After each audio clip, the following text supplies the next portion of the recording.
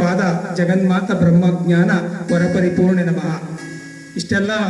ಇಷ್ಟೆಲ್ಲವನ್ನ ಕೊಟ್ಟಂತ ಹರಿಯರ ಪರಮಾತ್ಮರನ್ನ ಸ್ಮರಿಸಿ ಇಷ್ಟೆಲ್ಲ ಅವಕಾಶಗಳನ್ನ ಕಲ್ಪಿಸಿಕೊಟ್ಟಂತ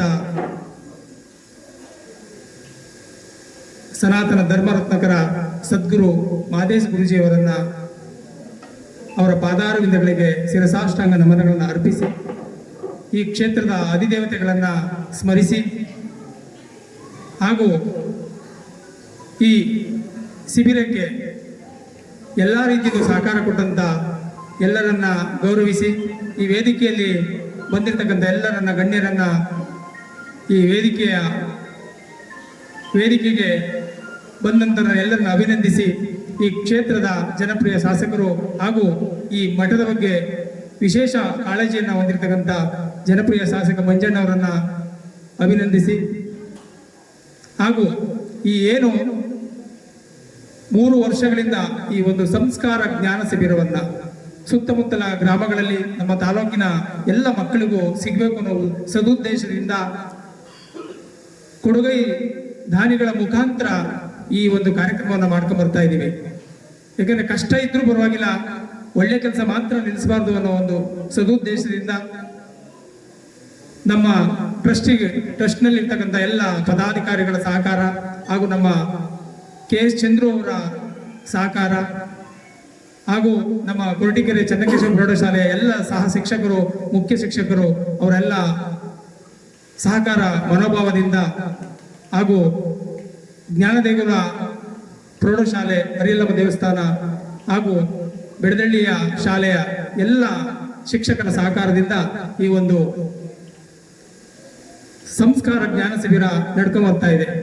ಅದಕ್ಕೆ ಪ್ರತಿಯೊಂದು ಹಂತದಲ್ಲೂ ಸಹಕಾರ ಕೊಟ್ಟಂತ ನಮ್ಮ ತಂಡದ ಕಾರ್ತಿಕ್ ಮತ್ತು ಅವರ ತಂಡ, ಚೇತನ್ ಮತ್ತೆ ಇನ್ನ ಭಗವದ್ಗೀತೆ ಶ್ಲೋಕಗಳನ್ನು ಹೇಳ್ಕೊಂಡು ಬರ್ತಾ ಇದ್ದಾರೆ. ನಮ್ಮ ಆದಿಚುಂಚನಗಿರಿ ಮಠದಿಂದ ಬರ್ತಾ ಇದ್ದಾರೆ. ಅವರು ಕೂಡ ಮಕ್ಕಳಿಗೆ ಒಂದು ಸಂಸ್ಕಾರವನ್ನು ಕೊಡಬೇಕು. ಯಾಕಂದ್ರೆ ಇವತ್ತು ತಾಳ್ಮೆ ಮತ್ತೆ ಮಕ್ಕಳಲ್ಲಿ ಇವತ್ತು ತಾಳ್ಮೆ ಕಡಿಮೆ ಆಗ್ತಾ ಇದೆ. ಮಕ್ಕಳಲ್ಲಿ ಇವತ್ತು ಏನಾಗ್ತಿದೆ, ವೈಜ್ಞಾನಿಕವಾಗಿ ಬೆಳೆದಷ್ಟು ಕೂಡ ಅವರಲ್ಲಿ ಏನು ಸಮಾಧಾನ ಅನ್ನೋ ಮನಸ್ಥಿತಿಯನ್ನ ಸಮಾಧಾನವನ್ನು ಇಟ್ಕೊಳ್ಳೋದು ಕಷ್ಟ ಆಗ್ತಾ ಇದೆ.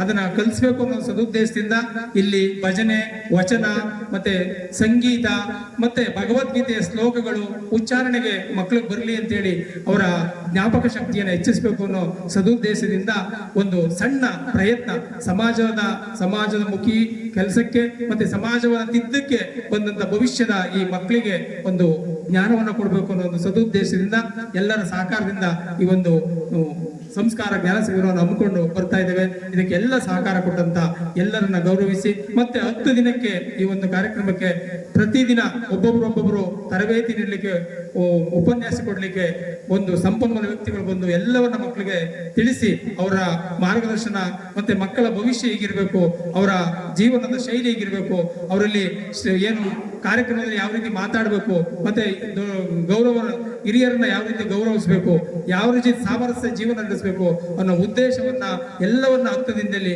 ಮಕ್ಕಳಿಗೆ ತಿಳಿಸ್ಲಿಕ್ಕೆ ಪ್ರಯತ್ನ ಪಡ್ತಾ ಇದೀವಿ. ಆ ಪ್ರಯತ್ನ ನಿಮ್ಮೆಲ್ರಿಗೂ ಆ ಪ್ರಯತ್ನದಲ್ಲಿ ಸಫಲತೆಯನ್ನ ಭಗವಂತ ಕೊಡ್ಲಿ ಅಂತೇಳಿ ಪಂಚಮುಖೇಶ್ವರ ಸ್ವಾಮಿಯನ್ನ ಸ್ಮರಿಸಿ ಈ ಕಾರ್ಯಕ್ರಮ ಯಶಸ್ವಿಯಾಗಲಿ ಅಂತ ಭಗವಂತನಲ್ಲಿ ಸ್ಮರಿಸಿ ನನ್ನ 2 ಮಾತುಗಳನ್ನ ಮುಕ್ತಾಯ. ಅಗತ್ಯ ಮತ್ತು ಪುಟಾಣಿ ಮಕ್ಕಳಿಗೆ ಪ್ರತಿ ವರ್ಷ 50ಕ್ಕಿಂತ ಹೆಚ್ಚು ಮಕ್ಕಳಿಗೆ ಸಂಸ್ಕಾರ ಜ್ಞಾನವನ್ನ ಕೊಡ್ತಾ ಬರ್ತಾ ಇದ್ದೇವೆ. ಇಂಥ ಒಂದು ಎಲ್ಲರ ಸಹಕಾರವನ್ನ ಸ್ಮರಿಸಿದಂತ ಶ್ರೀಗಳಿಗೆ ಈ ಕಾರ್ಯಕ್ರಮದ